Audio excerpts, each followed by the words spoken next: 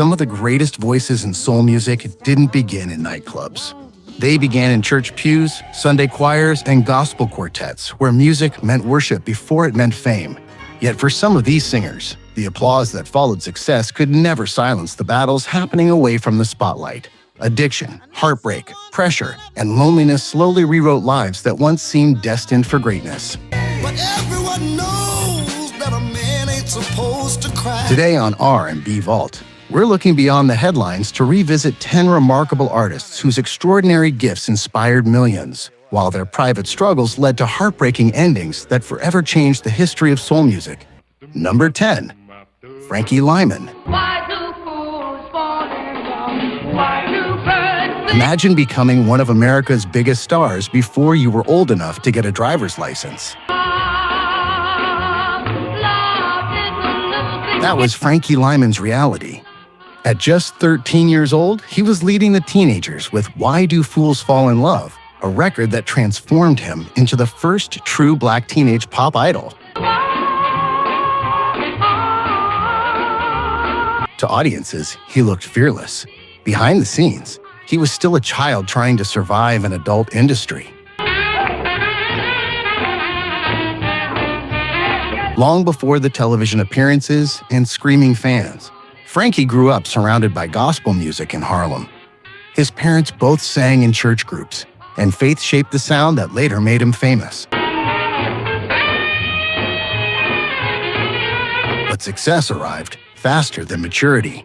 As his voice changed during adolescence, record sales slowed, and the industry that celebrated him quickly looked elsewhere. While still in his teens, Frankie became addicted to heroin. He spent years battling the addiction, serving in the army, and attempting to rebuild his career. By early 1968, another comeback finally seemed within reach. A recording session had been booked, new management believed in him, and hope was returning. The night before that session, Frankie relapsed. He died the following morning at just 25 years old.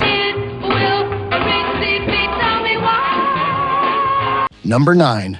Margie Hendrix. Most people remember Ray Charles when Hit the Road Jack begins. Listen again, and another voice demands your attention.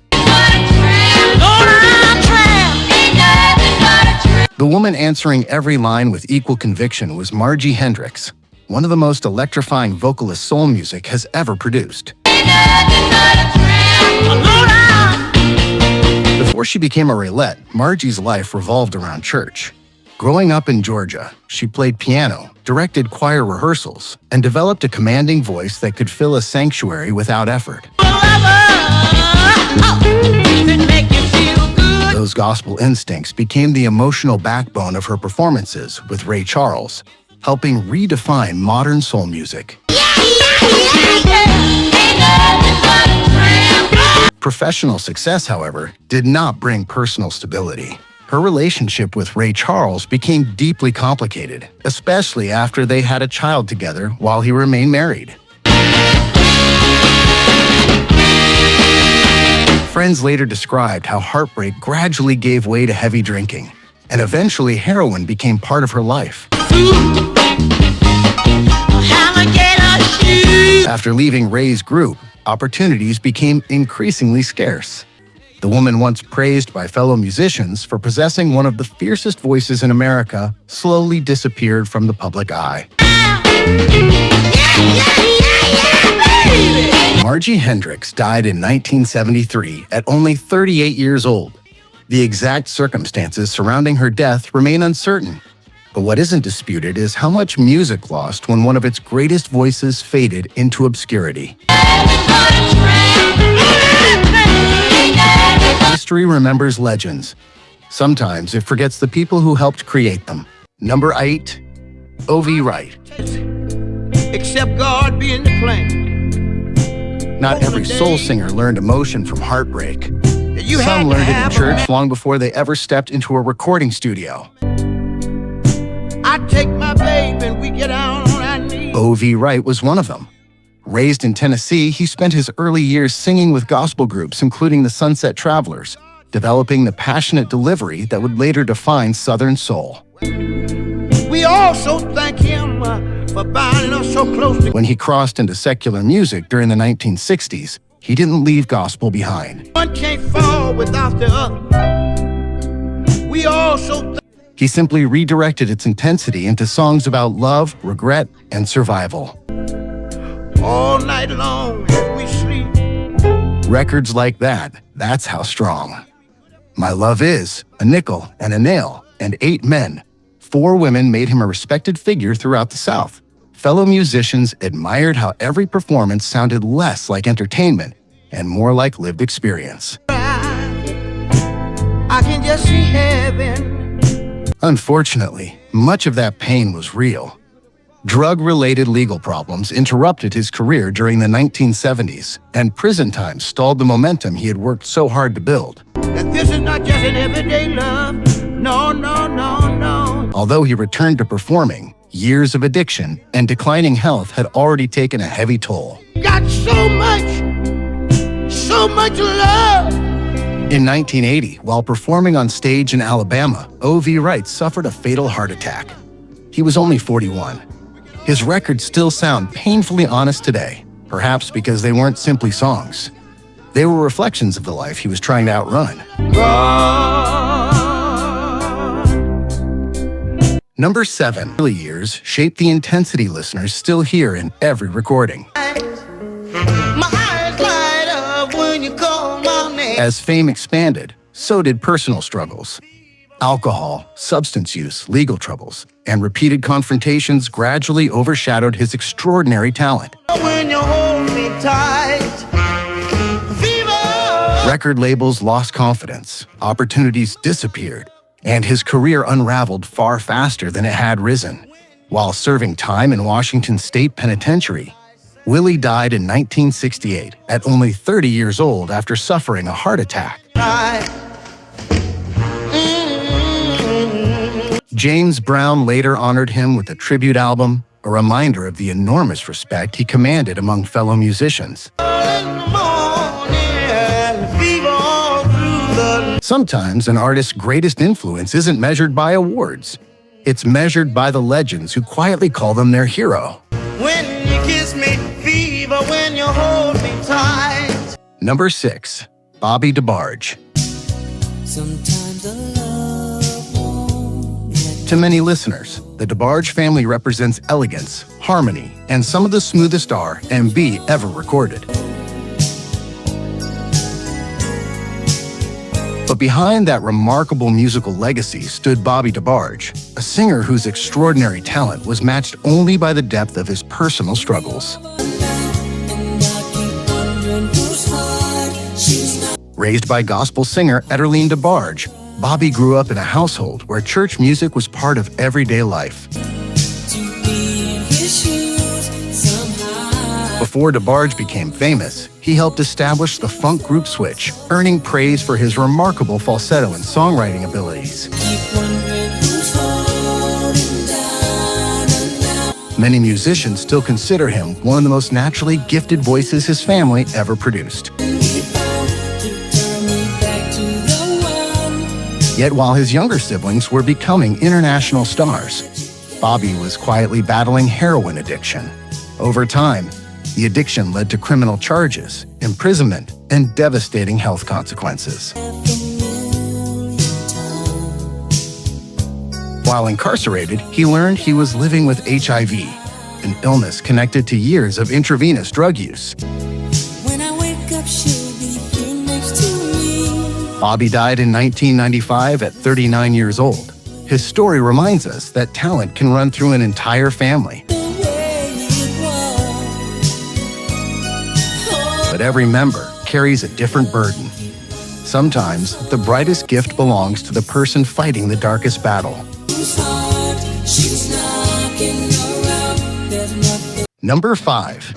Esther Phillips. I can't forget the night you told me that you loved me. Some artists spend an entire career chasing one comeback. Esther Phillips seemed to live through several, each one proving that her gift had never disappeared. You please challenge was everything happening between the recording sessions. Born Esther Mae Jones, she first discovered music in church, where gospel singing and piano became part of her childhood long before audiences knew her as Little Esther. By 14, she already had a #1 R&B hit with Johnny Otis, becoming one of the youngest stars in American music. You needed my sweet caress. Success arrived early, but so did addiction. Heroin entered Esther's life while she was still a teenager, beginning a struggle that would follow her for decades. My whole life's happiness. There were hospital stays, rehabilitation programs, periods of sobriety, and remarkable returns to the stage. Perhaps no recording reflected her reality more than Home Is, Where the Hatred Is. Written by Gil Scott-Heron, Esther sang it with such conviction that many listeners believed she was telling her own story. She died in 1984 at 48 from liver and kidney failure following years of substance abuse. Her career reminds us that recovery is rarely a straight line. Sometimes the strongest performances come from people still fighting battles the audience cannot see. Number 4, Billy Preston. Long before he shared stages with the Beatles and the Rolling Stones, Billy Preston was a little boy sitting behind a church piano. At just 10 years old, he was accompanying gospel legend Mahalia Jackson, an experience that shaped both his musicianship and his understanding of music as something far greater than entertainment.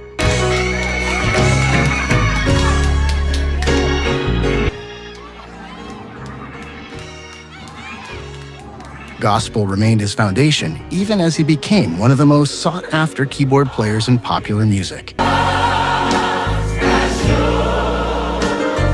His resume is almost impossible to match.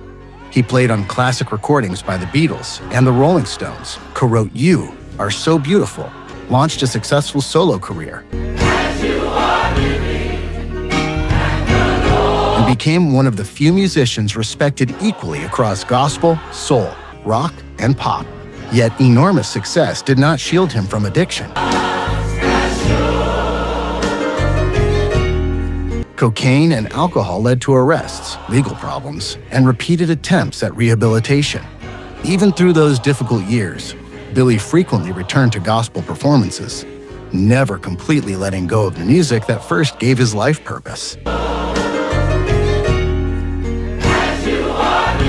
In 2006, after suffering serious medical complications while receiving treatment, Billy Preston died at 59.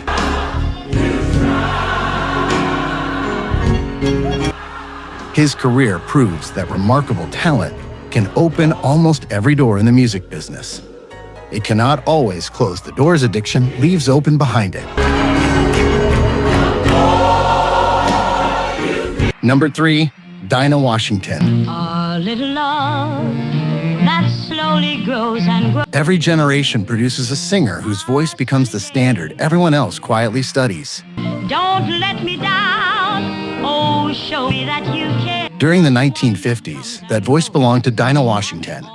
Before she earned the title Queen of the Blues, Ruth Lee Jones was a church pianist and gospel singer. I have no time to wait. Tomorrow might. She learned discipline, phrasing, and emotional expression inside the sanctuary before taking those same qualities into jazz, blues, pop, and rhythm and blues. A little love that slowly grows and. Her versatility became legendary, allowing her to move effortlessly between genres while maintaining a style that was unmistakably her own.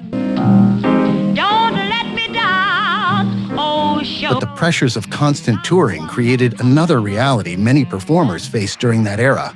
You also get your share. Don't let. Prescription medications became common throughout the entertainment industry. Pills to stay awake, pills to sleep, pills to keep working despite exhaustion. Dinah relied on several of those medications for years. It grows and grows, not one that comes and goes. In December 1963, she accidentally overdosed on prescription barbiturates. She was only 39 years old. Her story is an important reminder that addiction doesn't always begin with illegal drugs. Sometimes it starts with something prescribed, accepted, and normalized until the line between treatment and dependence quietly disappears. Number 2. Sunshine, blue skies, please go. There are singers who perform a song. Then there are singers who make you believe every word they sing has happened to them. My life is filled with gloom, so day after David Ruffin belonged to the second group. Raised by a strict Baptist minister in Mississippi, Ruffin spent his childhood singing gospel before joining the Temptations and becoming one of Motown's defining voices. knows that a man ain't supposed to cry. Listen, Songs like My Girl, Ain't Too Proud to Beg, and I Wish It Would Rain remain timeless because Ruffin delivered them with an emotional intensity few artists have ever matched. I wish it would rain. Oh, yeah, yeah. Behind that unforgettable voice, however, addiction gradually tightened its grip. Cocaine use escalated over the years, bringing legal troubles, failed rehabilitation attempts, and increasing distance from the career that had once made him a superstar. Friends often spoke of a man who desperately wanted stability, but struggled to escape habits that had become deeply rooted. In 1991, after returning from a successful overseas tour that suggested another comeback was possible, David Ruffin died following an adverse reaction associated with cocaine use. He was 50 years old. Guys, desperately for rain, cause rain. The voice never disappeared. The battle happening away from the microphone simply became louder than the applause. Drop behind my teardrop, and no one will ever know. Number 1. Whitney Houston. Before she became one of the biggest recording artists in history, Whitney Houston was simply a young girl singing in New Hope Baptist Church in Newark, New Jersey. Music surrounded her from birth. I don't really need to look very much further. Her mother, Sissy Houston, was one of gospel's most respected vocalists, and church wasn't an occasional stop. It was home. You don't follow. I won't hold it back again. This That spiritual foundation shaped the effortless control, power, and emotion that later captivated audiences around the world. Then came extraordinary success. don't make me close one more door. Record-breaking albums. 7 consecutive #1 singles. The Bodyguard. Countless awards. A voice many critics still consider one of the greatest ever recorded. Yet fame brought pressures few people could fully understand. I have nothing. Years of cocaine use, public scrutiny, personal struggles, and repeated attempts at recovery slowly overshadowed the artist behind the headlines. You see through. Whitney died on February 11, 2012, at the age of 48. Authorities